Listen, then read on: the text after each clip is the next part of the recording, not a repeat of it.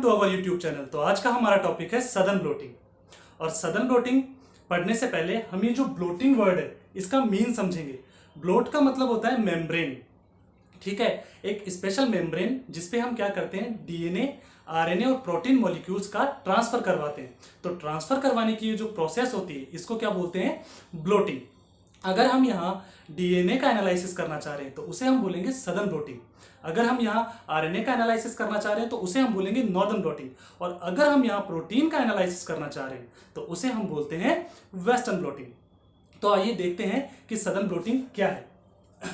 सबसे पहले हम क्या करते हैं, एक यूकैरियोटिक या प्रोकैरियोटिक डीएनए है उसको सेल से आइसोलेट करते हैं। ये आप देख पा रहे हैं डबल स्टैंडर्ड डीएनए है जिसको हमने सेल से आइसोलेट किया है, ठीक है। अब यहाँ देखने वाली बात क्या है कि हमें यहाँ पे एक इस डीएनए में पर्टिकुलर कोई सीक्वेंस चाहिए जिसकी हमें स्टडी करनी है।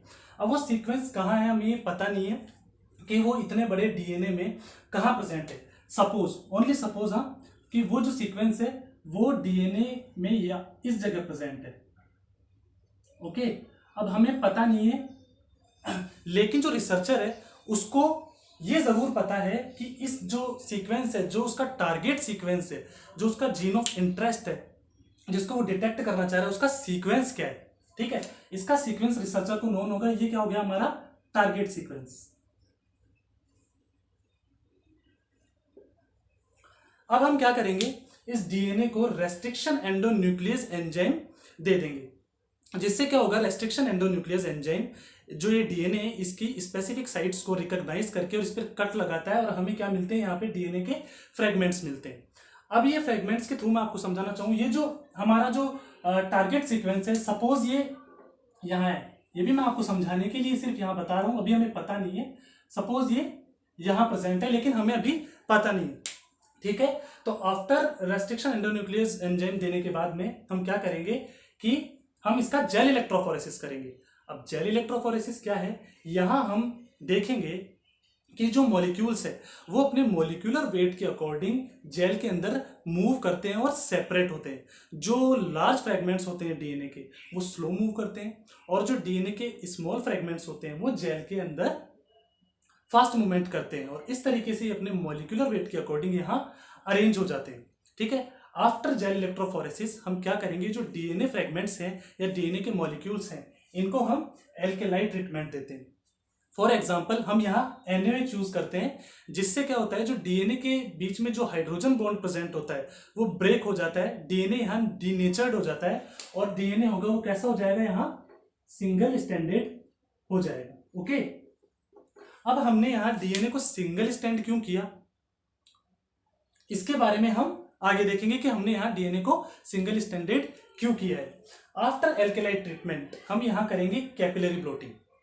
कैपिलरी ब्लोटिंग के बारे में बात करूँ तो शुरू में हमने बात की थी कि यहाँ हमें मेम्ब्रेन पे डीएनए है उनका ट्रांसफर करना है, तो उसके लिए प्रोसेस की जाती है। तो यहाँ सबसे पहले हम क्या करेंगे, एक ट्रे लेंगे। अब ट्रे में आप देख पा रहे हैं बफर सॉल्यूशन रखा हुआ है, स्पंज है और स्पंज के ऊपर जेल रखी हुई है। ये जो स्पंज है यहाँ जेल को क्या करता है, ये यहाँ जेल को सपोर्ट प्रोवाइड करता है।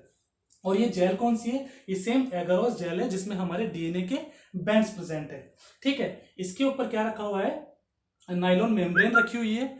वो नायलॉन मेम्ब्रेन है जो जिसपे हमें डीएनए मॉलिक्यूल्स का ट्रांसफर करना है। ये नायलॉन मेम्ब्रेन सेम जेल की साइज की मेम्ब्रेन है।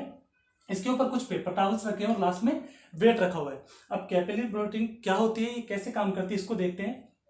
तो देखिए ये जो बफर सॉल्यूशन है ये क्या करता है ये कैपिलरी एक्शन के थ्रू अपवर्ड ऊपर की तरफ मूव करता है और जब ये मूव करेगा तो ये जो जेल है इसमें जो डीएनए के मॉलिक्यूल्स प्रेजेंट है वो मेम्ब्रेन तक मूव होंगे और यहाँ इनका इम्प्रिंट आ जाएगा, ओके। ये देख पा रहे हैं आप, ये कैपिलरी एक्शन हो रहा है और जहाँ पे जेल से जो डीएनए मॉलिक्यूल्स हैं वो मेम्ब्रेन पे ट्रांसफर हो चुके हैं, ठीक है। जब ये पेपर टॉवल्स वेट हो जाएंगे तो वेट होने के बाद हमें पता लग जाएगा कि यहाँ जो कैपिलरी एक्शन है वो कंप्लीट हो चुका है, कैपिलरी ब्लोटिंग हो चुकी है। ये जो वेट यहाँ क्या काम करता है, इसको प्रेस करने का काम करता है जिससे जो ब्लोटिंग की प्रोसेस है वो इजीली हो सके और आराम से हो सके, ठीक है। कैपिलरी एक्शन की बात करूं तो बेसिक हम समझ सकते हैं कि जब आप कोई पेज लेंगे कागज लेंगे, उसको आप जब उसका कॉर्नर, अगर आप पानी से भरे गिलास या किसी भी पानी में जब आप उसका कॉर्नर डिप करेंगे तो जो पानी है वो ऊपर की तरफ मूव करता हुआ हमें दिखाई देता है। तो एज इट इज ये कैपिलरी एक्शन है, ओके, जिसके थ्रू क्या होगा, जो मेम्ब्रेन है उस पर हमने डीएनए मॉलिक्यूल्स को ट्रांसफर कर लिया। अब हम यहाँ क्या करेंगे, जो ये मेम्ब्रेन है इसको हम यहाँ से रिमूव कर लेंगे। आफ्टर कैपिलरी ब्लोटिंग हम वहां से मेम्ब्रेन को रिमूव कर लेंगे। आप देख पा रहे हैं ये वही मेम्ब्रेन है जो हमने कैपिलरी ब्लोटिंग में जहां पे ट्रांसफर किया था डीएनए मॉलिक्यूल्स को। अब हम क्या करेंगे, इस मेम्ब्रेन को 80 डिग्री सेल्सियस का टेम्परेचर प्रोवाइड करेंगे, या हम यहाँ पे यूवी रेडिएशन भी इसको दे सकते हैं, जिससे क्या होगा, जो डीएनए के मॉलिक्यूल्स है वो यहाँ पे फिक्सेशन हो जाएगा उनका, वो मूव नहीं कर पाते, वो स्टैटिक हो जाते हैं, जबकि जेल के अंदर ऐसा नहीं था, यहाँ जो मॉलिक्यूल्स थे वो मूव कर रहे थे। आफ्टर फिक्सेशन हम क्या करेंगे, यहाँ पे हम इसको मेम्ब्रेन जो है इसको हम क्या करेंगे, प्रोब सॉल्यूशन में रख देंगे। यहाँ हम इसको रेडियो लेवल प्रोब सॉल्यूशन में क्यों रखते हैं, क्योंकि जो प्रोब है ये ओलिगोन्यूक्लियोटाइड सीक्वेंस होता है, जो क्या होता है, कॉम्प्लीमेंट्री होता है। किसके कॉम्प्लीमेंट्री होता है, ये कॉम्प्लीमेंट्री होता है हमारे टारगेट सीक्वेंस में। स्टार्टिंग में हमने बात की थी, जो टारगेट सीक्वेंस है इसका ये तो रिसर्चर को नहीं पता होता कि ये डीएनए पे कहाँ प्रेजेंट है, लेकिन ये पता होता है कि इसका सीक्वेंस क्या है। फॉर एग्जाम्पल इस डीएनए का सीक्वेंस है, इस डीएनए का सीक्वेंस GTAC, तो ये जो प्रोब है इसका सीक्वेंस क्या होगा, इसका सीक्वेंस होगा CATG।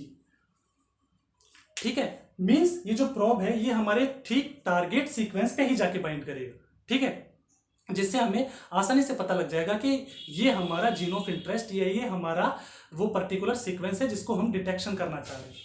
अब हम क्या करेंगे, इस प्रोब सॉल्यूशन में से कुछ देर बाद इस मेम्ब्रेन को यहाँ से निकाल लेंगे और वॉश कर लेंगे। तो वॉश करने के बाद जो प्रोब यहाँ पे बाइंड रह जाता है, आप देख पा रहे हैं ये प्रोब है, ठीक है, ये रेडियो लेबल्ड प्रोब यहाँ हमें दिख रहा है, मींस यही हमारा वो टारगेट सीक्वेंस है। अब ये जो प्रोब होता है ये क्या होता है, ये रेडियो एक्टिव होता है, या फिर हम इसको फ्लोरोसेंट से टैग करते हैं।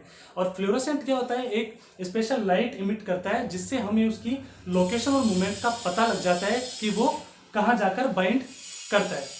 तो इस तरीके से हम यहाँ देख के पता लग रहा है कि प्रोब अगर यहाँ बाइंड हुआ है तो मतलब यही हमारा वो टारगेट सीक्वेंस था। अब हमने बात की थी कि डीएनए को हमने सिंगल स्टैंडर्ड क्यों किया था, तो इसीलिए किया था क्योंकि अगर डीएनए डबल स्टैंडर्ड होता तो यहाँ पे प्रोब बाइंड नहीं कर पाता, ठीक है। तो हमने जब डीएनए को सिंगल स्टैंड किया तो प्रोब यहाँ आके बाइंड कर जाता है। तो इस तरीके से हमें यहाँ क्या हो जाता है, डिटेक्शन हो जाता है।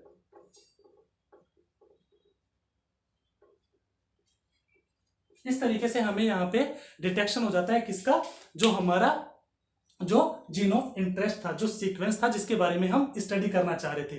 तो इस टेक्निक को बोलते हैं सदन ब्लोटिंग। अब जब हमने सदन ब्लोटिंग कंप्लीट पढ़ ली तो बात करते हैं उसकी एप्लीकेशंस की। तो फर्स्ट एप्लीकेशन है कंस्ट्रक्शन ऑफ फाइलोजेनेटिक ट्रीज, जिनका यूज हम कहाँ करते हैं, हम एवोल्यूशन स्टडीज में करते हैं, वहां भी सदन ब्लोटिंग का यूज किया जाता है। सेकंड, डीएनए फिंगरप्रिंटिंग जो प्रोसेस है उसमें भी सदन ब्लोटिंग का यूज किया जाता है। Third, studies of development and evolution, development और इवोल्यूशन स्टडी के लिए भी सदन ब्लोटिंग का यूज किया जाता है। और फोर्थ, डिजीज डायग्नोसिस, तो बहुत सारी ऐसी जो बीमारियां हैं, ऐसी डिजीज हैं जिनमें हम सदन ब्लोटिंग का यूज करते हैं। अब हम यहाँ सदन ब्लोटिंग का क्विक रिवीजन करते हैं। तो स्टेप फर्स्ट में हम क्या करते हैं, हम जो डीएनए का कॉम्प्लेक्स स्ट्रक्चर है उसको रेस्ट्रिक्शन एंडोन्यूक्लियस एंजाइम देते हैं, जिससे ये उसको कट करके और फ्रेगमेंटेड कर देता है। अब हम मूव करते हैं स्टेप 2 पे, जहां हम क्या करते हैं, एगारोस जेल इलेक्ट्रोफोरेसिस, जिससे जो डीएनए के बैंड्स हैं वो अपने मॉलिक्यूलर वेट के अकॉर्डिंग जेल में अरेंज हो जाते हैं। स्टेप 3 पे आते हैं। अब हम यहाँ क्या करते हैं, फिर इन फ्रेगमेंट्स को एल्केलाइट ट्रीटमेंट देते हैं, फॉर एग्जाम्पल NaOH, जिससे क्या करते हैं डीएनए के बीच के हाइड्रोजन बॉन्ड को ब्रेक करके और डीएनए है उसको डीनेचर कर देते हैं और यहाँ डीएनए सिंगल स्टैंड में कन्वर्ट हो जाता है। फिर हम मूव करते हैं स्टेप 4 पे, यहाँ हम क्या करते हैं, कैपिलरी ब्लोटिंग करते हैं, जिसमें हम क्या करते हैं, मेम्ब्रेन्स पे इन डीएनए जो फ्रेगमेंट्स हैं उनका इम्प्रिंट ले लेते हैं, इनको ट्रांसफर कर लेते हैं और फिर हम इसका फिक्सेशन कर देते हैं, जहां हम 80 डिग्री सेल्सियस पे इस मेम्ब्रेन को बैक कर लेते हैं, या हम इसको यूवी लाइट दे देते हैं, जिससे जो है फिक्सेशन हो जाता है इन मॉलिक्यूल्स का। नाउ हम मूव करते हैं स्टेप 5 पे, ये लास्ट स्टेप है जहां हम क्या करते हैं, हाइब्रिडाइजेशन और वॉशिंग करते हैं। यहाँ हम प्रोब देते हैं जो हमारा टारगेट सीक्वेंस है उसको। ठीक है, अब जो प्रॉब होता है वो कॉम्प्लीमेंट्री सीक्वेंस होता है, ओलिगोन्यूक्लियोटाइड्स का होता है। ठीक है, ये हमारे ठीक वही बाइंड करता है जहां टारगेट सीक्वेंस जिसको हम डिटेक्ट करना चाह रहे हैं उस सीक्वेंस पे ये जाके बाइंड करता है। ठीक है, तो इस तरीके से हमारी सदन ब्लोटिंग यहाँ पे कंप्लीट होती है। तो अगर आपको हमारा ये वीडियो लेक्चर पसंद आया तो चैनल को लाइक और सब्सक्राइब कीजिए। Thank you.